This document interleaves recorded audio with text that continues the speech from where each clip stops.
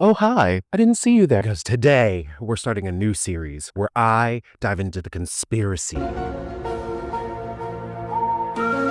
of whether or not the Kardashians are actually a family led by matriarchs or a family led by white supremacist ideals.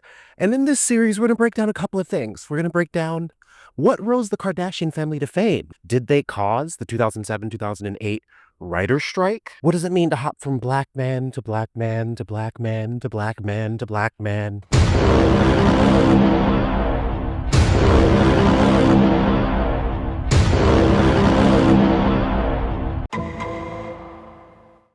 Kim Kardashian didn't just become famous.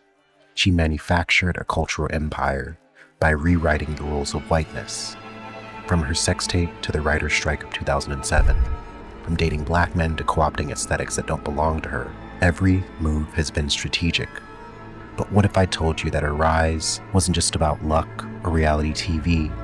It was about exploitation, timing, and the rebranding of white femininity for profit. This is the story of how the Kardashians didn't just survive America's changing media landscape, they mastered it. And the consequences are much bigger than you think. Welcome to this new video series. My name is Prince. Last year I talked a lot about celebrity culture, Billy Porter, the fucked up nature of celebrity biopics. And this year I want to dig into a new celebrity topic. And for months, I've been taking notes. Who the Kardashian family is, who Kim Kardashian is. For those that don't know, the Kardashian family is one of the most famous families in the world. They've been running Keeping Up with the Kardashians since 2007. But the precursor to that is that Kris Kardashian and Rob Kardashian were married. They had a number of kids, including Kourtney Kardashian, Kim Kardashian, Khloe Kardashian, and Rob Kardashian. Rob Kardashian was famously one of the lawyers for O.J. Simpson. Kim Kardashian was born on October 21st, 1980 in Los Angeles. And if you watch different documentaries, you can see that Kim actually went to some of these cases. And in the most recent season of The Kardashians, not Keeping Up with the Kardashians, Kim notably said that not only the O.J. Simpson case, but the Hernandez brothers case were things that she talked to her dad about. So imagine being young, up and coming in Hollywood. It's the 90s going into the 2000s, and paparazzi culture is such a big thing. A fixation on the wealthy daughters or children of the elite was even so much of a thing in relation to paparazzi and tabloid culture. And I believe this planted the seed for Kim to really eventually want to try to be famous. And if you dig into certain aspects of the internet, you'll see that maybe Kris Jenner hired some hotshot to psychoanalyze their family and help them figure out how to get fame. But we really need to fast forward because the pivotal year that so much of this video hinges upon.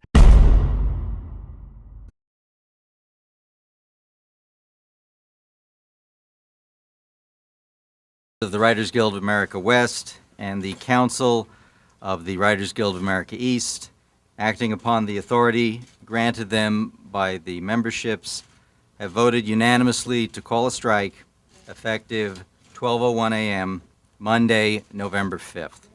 So come around 2006, 2007, The Simple Life is premiering on TV. If you don't know what that is, it's a show where Paris Hilton and Nicole Richie travel and visit poor people and they make comedy out of it. And it's like non-scripted reality TV. This show got huge. I remember watching it with my brother. I remember it being funny. Granted, you could look back now and it could probably have some fucked up things, but it was a hoot. And I'm convinced that because Kim Kardashian was in certain circles and their family had started the Dash clothing store and Kim was styling for certain celebrities, I'm convinced that the mother saw some potential. So Kris Jenner went into talks with E! Network about trying to pitch a show about her family.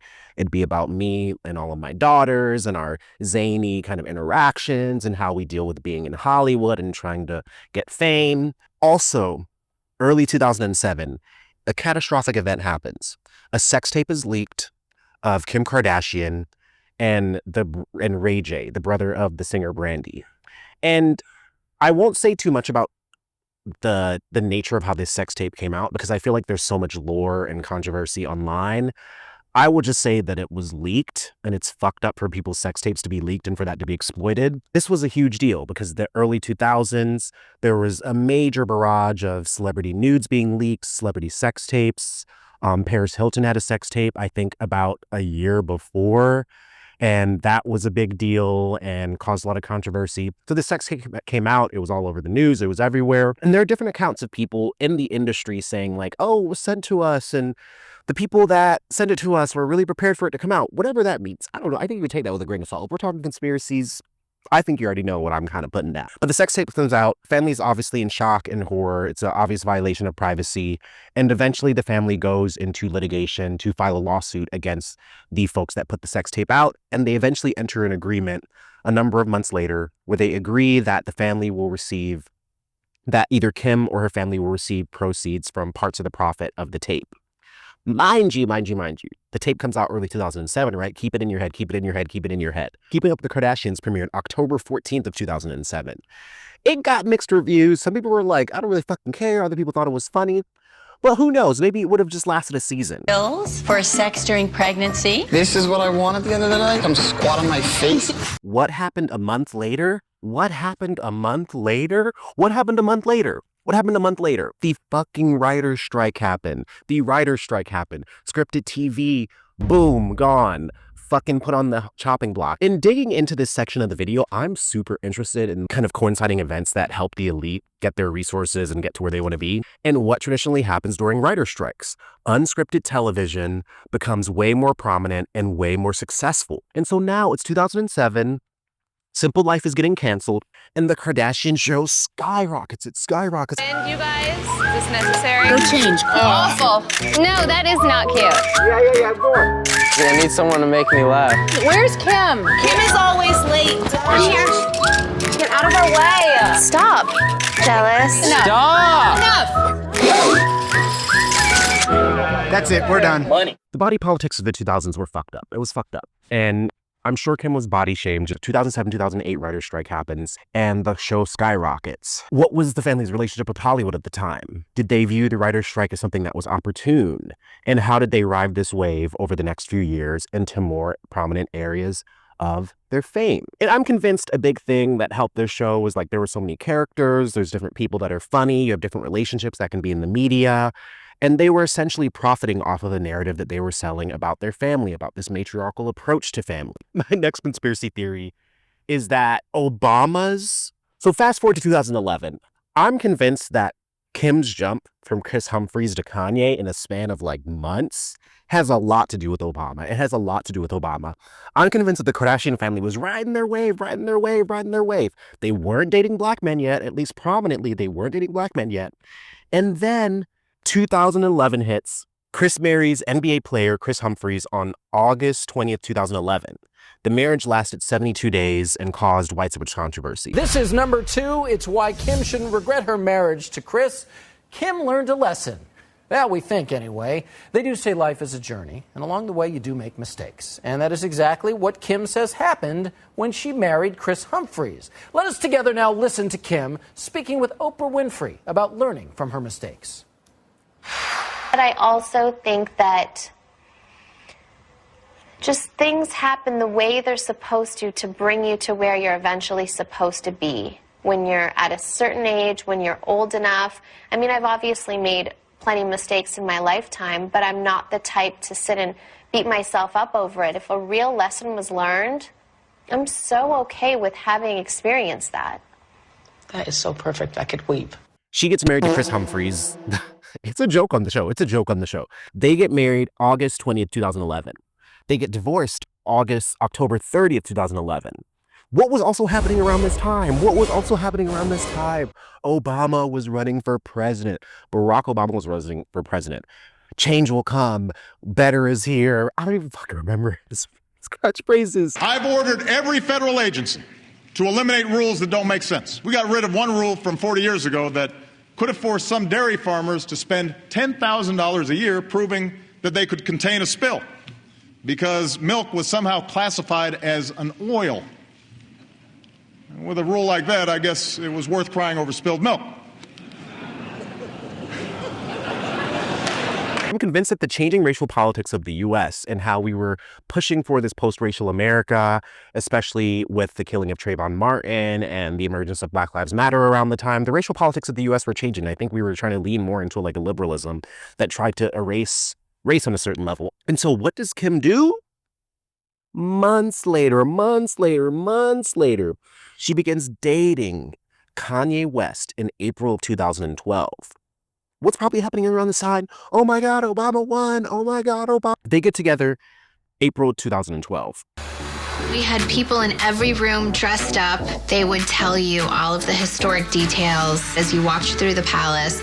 And then downstairs, everyone was drinking and eating. From April 2012, they dated, and the relationship received major media attention, and they got married around 2014. For this era of Kim's career, and she's spoken about this on the show, I think she was still considered a little less serious on a professional level by many people. She was still like really sexualized, and it was a part of her and her family's brand. But she got married to Kanye. They got together. She was able to go to the Met Gala. She was taken more seriously as a fashion icon because of Yeezy and Yeezus and Kanye's brand. He hadn't turned into a Nazi yet. This really started the wave of a lot of the Kardashian women dating black men. Kim was dating Kanye. Khloe started dating Lamar. And then Kylie, oh my God. The beginning of their era of hyper-cooptation. Yes, we're talking about the Paris robbery incident.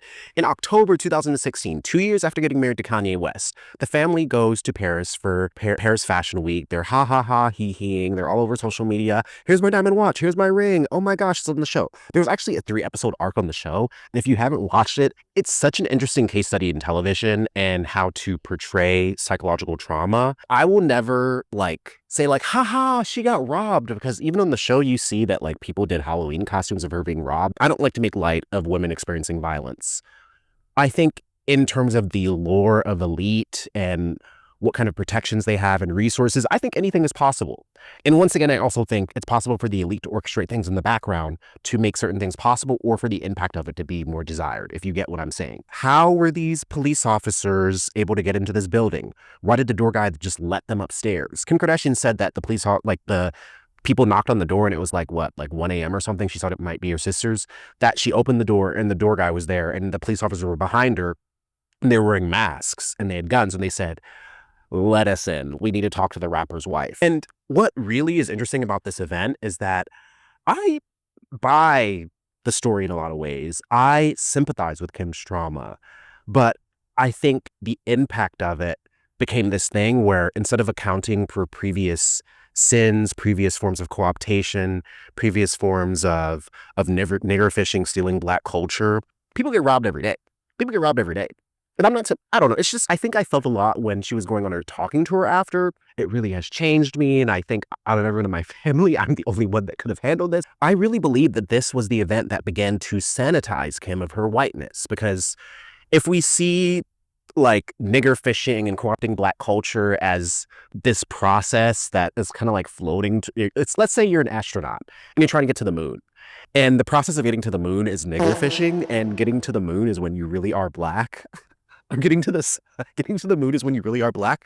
I think the family was going to the moon, and then they got too close to blackness, and they were like, "Oh shit, this shit is fucking crazy. You can't flout all your shit online like rappers do, and not expect someone to fucking rob you." And the sympathies that it bought the family, and what all of that earned. And I really do argue that this was a sanitizing event. I want you to let me know in the comments, like, do you remember the Paris robbery incident? Because sometimes I talk to people about the Kardashians, people that don't really know much, and they're like, "Paris robbery?" I'm like, yeah, niggas rolled up in there. Like, there was a team of 12 people. I think even one of the guys that robbed her wrote a book about it. And so to end this video, who's Kim Kardashian?